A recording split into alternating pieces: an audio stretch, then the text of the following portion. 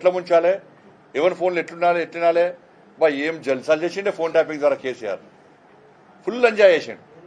Phone tapping తోని కేసీఆర్ చేసినటువంటి enjoyment ఎవ్వరు చేయలేదు దేశంలో.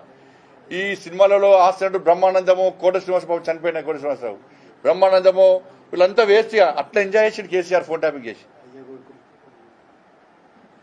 దానికి సిగ్గు లేకుండా మళ్ళీ సమర్థించుకుంటారు. ఇక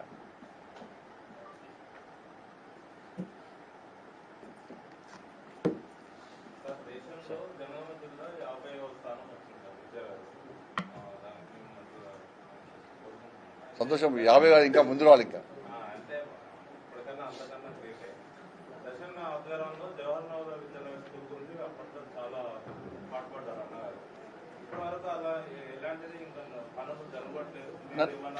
నవోదయ పాఠశాలలు కానీ, సైనిక్ స్కూల్ కానీ, కేంద్రీయ విద్యాలయాలు కానీ, ఏకలవ్య పాఠశాలలు కానీ, ఈ విద్యాలయాలన్నీ కూడా రాష్ట్ర ప్రభుత్వం ప్రతిపాదనలు పంపాలి. రాష్ట్ర ప్రభుత్వం ప్రతిపాదన పంపితే దాన్ని కేంద్రం ఆమోదించి శాంక్షన్ చేస్తుంది. కాబట్టి రాష్ట్ర ప్రభుత్వం పంపుకుంటే కేంద్ర ప్రభుత్వం తప్పేలేదు. జనగామకి రావాలంటే రాష్ట్ర ప్రభుత్వం జనగామకి కావాలి, సైనిక్ స్కూల్ కావాలని చెప్పి ఆన్లైన్లో అప్లై చేసుకోవాలి. రాష్ట్ర ప్రభుత్వం ప్రతిపాదన పంపాలి. కేంద్రము నేరుగా ఒక మండలానికి కానీ, ఒక గ్రామానికి కానీ, ఒక నియోజకవర్గం కానీ నేరుగా ₹1 కూడా శాంక్షన్ చేసే అవకాశం లేదు. ఇప్పుడు డబుల్ బెడ్రూమ్ ఉన్నాయి. ఈడ మీ జనగామ జిల్లా 50-50 అనే కదా, పాత కొత్త 50-50 అంటే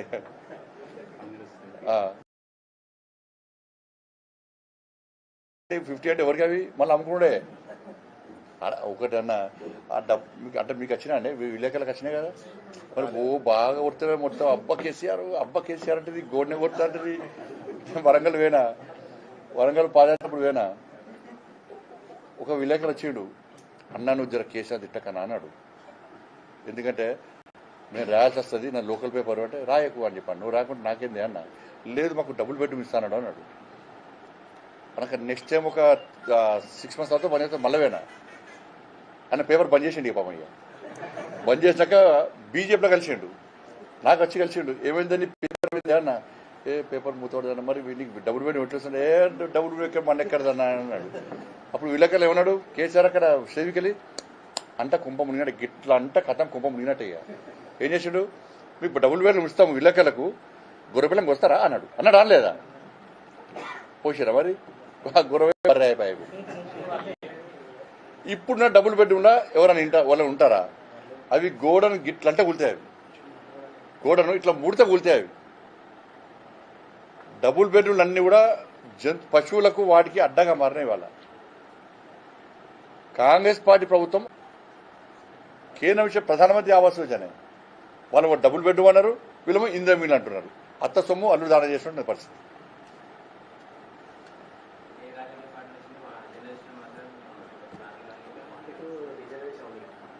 ఇంపార్టెంట్ 42 రిజర్వేషన్ సంబంధించి ఇంపార్టెంట్ అన్న మర్చిపోయాను అన్న. 42% రిజర్వేషన్ విధానాన్ని మేము వ్యతిరేకిస్తున్నాం. ఎప్పుడు వ్యతిరేకిస్తున్నాం మేము? ఆ పూర్తి 42% పూర్తి రిజర్వేషన్లు బీసీలకు ఇవ్వాలంటున్నాం. మీరు ఇస్తున్నది బీసీలకే, పూర్తి 42% బీసీలకే ఇవ్వాలంటున్నాం. మేము ఇస్తే పక్కా ప్రధానమంత్రిని కలుద్దాం, అందరం పోయి ఒప్పించే బాధ్యత మాది. పూర్తి 42% రిజర్వేషన్లను బీసీలకు ఇస్తే ఒప్పించే బాధ్యత మాది. నేను స్పష్టం చేసిన, మా కిషన్ రెడ్డి గారు స్పష్టం చేశారు, రామచంద్ర గారు స్పష్టం చేశారు. మీరు ఏమంటున్నారు, దానిలో 10% వాళ్ళు కలిపారు, ముస్లిం కలిపారు. ఇప్పుడు ఈడబ్ల్యూఎస్లో నరేంద్ర మోడీ గారు ఇచ్చినటువంటి 10% ఈడబ్ల్యూఎస్ రిజర్వేషన్లో ముస్లింలు ఆల్రెడీ లబ్ధి పొందుతున్నారు. తెలంగాణ రాష్ట్రంలో ముస్లిం జనాభా ఎంత అంటే 12% చిల్లర 12%. ఈడబ్ల్యూఎస్ ద్వారా ఆల్రెడీ రిజర్వేషన్ పొందుతున్నారు.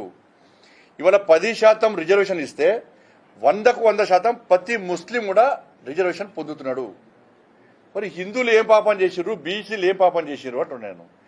కేసీఆర్ యొక్క సర్వేలో బీసీ జనాభా ఎంత అంటే 51%, రేవంత్ రెడ్డి గారి సర్కార్ యొక్క సర్వేలో కులగణనలో బీసీల జనాభా ఏంటంటే 46%. మరి 5% ఏడవేరు. మరి 5% అంటే 18 లక్షల మంది అనుకుంటారు. వాళ్ళు ఏడవేరు. వాళ్ళు లెక్కలేవి, వాళ్ళ పత్రాలేవి. ఇప్పుడు ఆల్రెడీ బీసీలకు నరేంద్ర మోడీ గారు ఇస్తున్నది అంటే మంచి 27% ఆల్రెడీ రిజర్వేషన్ ఉన్నది. బీసీలకు 27% రిజర్వేషన్ ఉంది. ఇలా రేవంత్ రెడ్డి గారు అనేది 42%లో 10% ముస్లిం చేస్తే ఇచ్చేది ఎంత? వాళ్ళు 32%. 42లో 10% ముస్లిం చేస్తే బీసీలకు వచ్చేది ఎంత? 32%. 32% అంటే ఆల్రెడీ 27% ఉండనే ఉండే. నువ్వు ఇచ్చేది ఎంత? 5% ఇచ్చేది నువ్వు. 27% ఆల్రెడీ ఉన్నది. 10% ముస్లిం తీసేస్తే నువ్వు ఇచ్చేది 5%. ఇది బీసీలకు అన్యాయం చేసినట్ట కాదా? అందుకే పూర్తి 42% బీసీలకి ఇవ్వాలంటున్నాం మేము.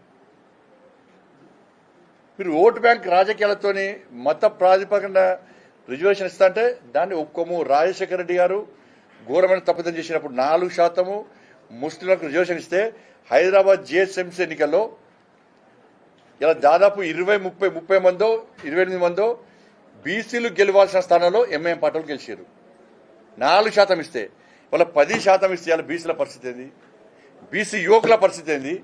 బీసీలో ప్రజాప్రతినిధులు కావాలనుకున్నటువంటి పేద ప్రజల పరిస్థితి ఏంది? వాళ్ళ అరే జనాభా తమాషా ప్రకారము ఎస్టీలకు ఇచ్చిన సంతోషం, 10% ఈటోకి ఇచ్చిన సంతోషం.